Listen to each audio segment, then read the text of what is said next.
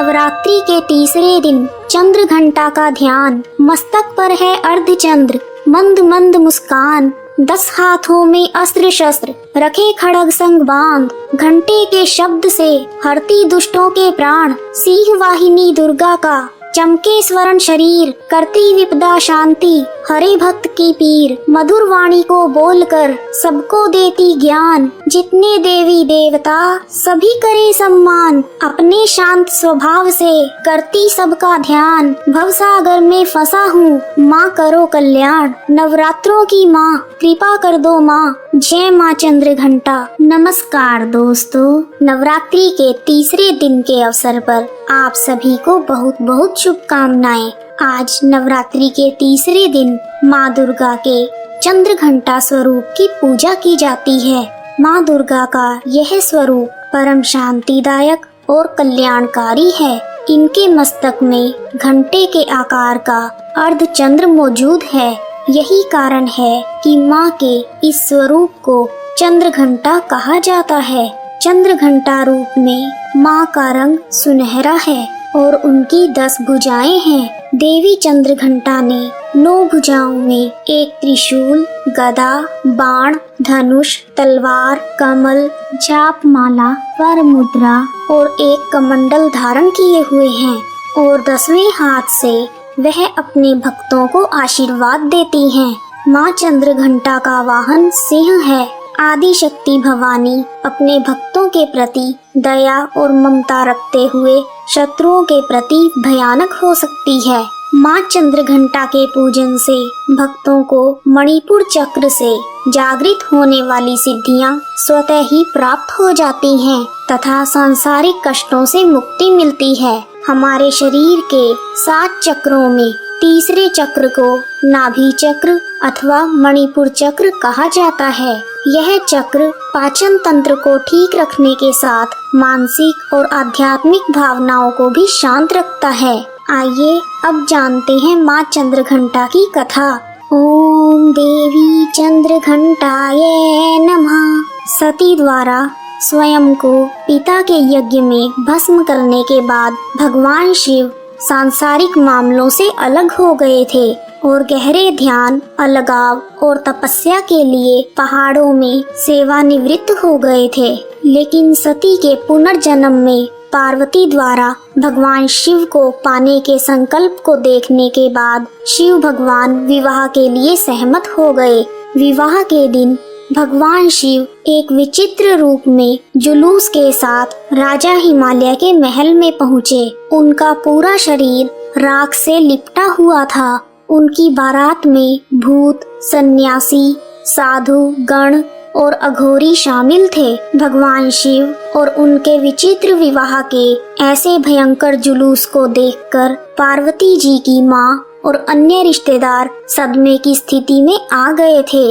अपने परिवार और भगवान शिव को शर्मिंदगी से बचाने के लिए माँ पार्वती ने खुद को एक भयंकर रूप में बदल लिया और वह रूप है चंद्र घंटा माँ का रूप। इस रूप में उनका रंग सुनहरा था और उनकी 10 भुजाएं थी।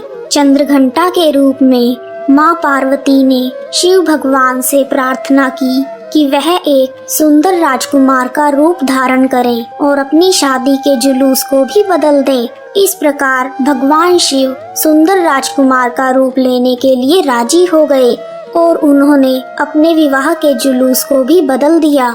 अनुष्ठान के अनुसार शिव और पार्वती का विवाह बड़े ही धूमधाम से हुआ।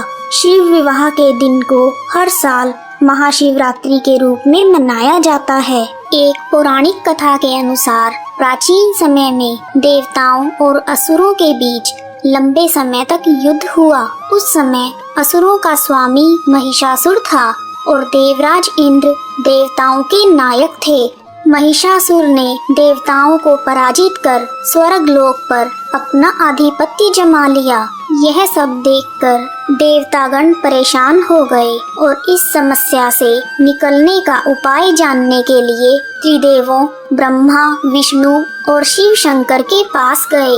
देवताओं ने त्रिदेवों को बताया कि महिषासुर ने इंद्र, चंद्र, सूर्य, वायु और अन्य सभी देवताओं के अधिकार छीन लिए हैं और उन्हें बंदी बनाकर स्वर्गलोक का राजा बन गया है। महिषासुर के अत्याचार के कारण अब देवता पृथ्वी पर विचरण कर रहे हैं और स्वर्ग में उनके लिए कोई स्थान नहीं है।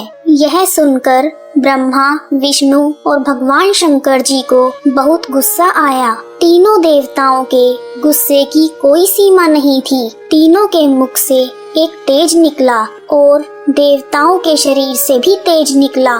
सभी देवताओं का तेज मिलकर एक पुंज बन गया और वह पुंज 10 दिशाओं में व्याप्त होने लगा। तभी वहाँ एक देवी का अवतरण हुआ। भगवान शंकर ने देवी को त्रिशूल और भगवान विष्णु जी ने चक्र प्रदान किया। इसी प्रकार अन्य देवी देवताओं ने भी माता के हाथों में अस्त्र और शस्त्र सजा दिए।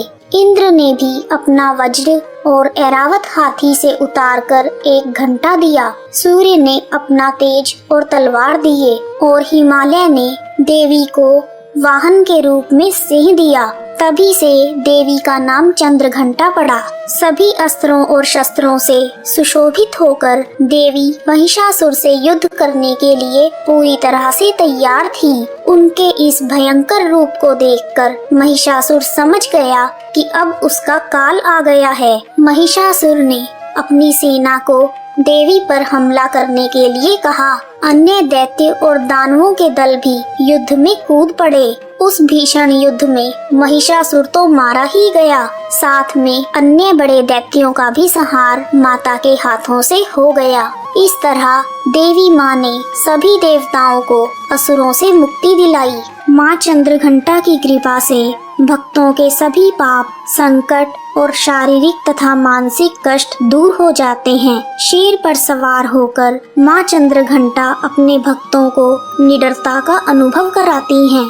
जो भक्त अपने कर्मों, मन और वाणी से माँ को मानते हैं और उनकी पूजा करते हैं, वह अपने चारों ओर दिव्य वैभव की आभा को अनुभव करते हैं। माँ चंद्रघंटा दुष्टों का विनाश करने के लिए कभी भी तैयार हो जाती हैं, लेकिन अपने भक्तों के लिए वह हमेशा एक दयालु माँ के रूप में प्रकट होती हैं, जो प्रेम, शांति और समृद्धि की वर्षा करती हैं। जयकारा महामाई दा, बोल साचे दरबार की जय।